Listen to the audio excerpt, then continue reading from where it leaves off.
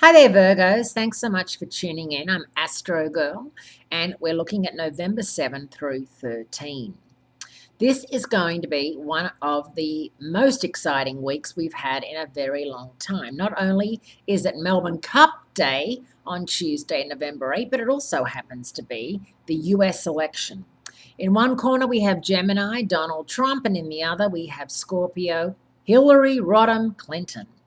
And, there's no real way astrologically of saying who's going to win the election because, of course, the aspects are all over the place. The interesting thing is that Mars, which is the planet of passion and power, so actually, quite an important player in all this, moves from Capricorn into Aquarius on November 8th. So it starts the day off in Hillary's favor by being in Capricorn and ends the day in the Trumpster's favor by being in Aquarius.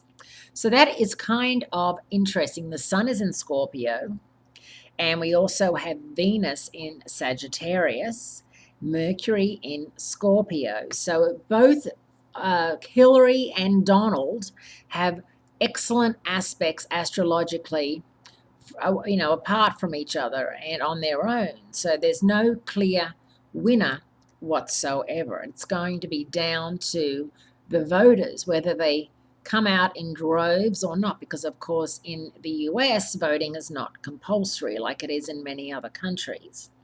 So let's see who, wins the day, wins the vote.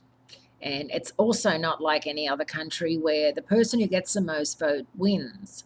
No, it's all this electoral district and all that sort of thing. It's done very differently here, and it's kind of complicated. So a very exciting week coming up with a lot of planetary changes. As I said, Mars is moving into Aquarius.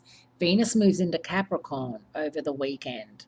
Mercury moves into Sagittarius. And of course, the sun remains in Scorpio.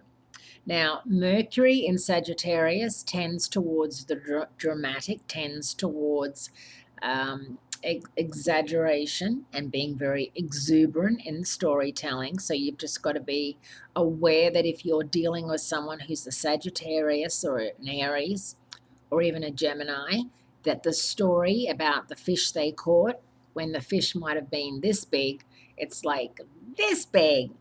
That's the sort of thing that you'll have to work through, because Virgos, you stick to black and white, and Sagittarians are all over the color spectrum when telling tall tales. Thanks so much for tuning in. I appreciate it. And giddy up. It's going to be an exciting week, Virgos.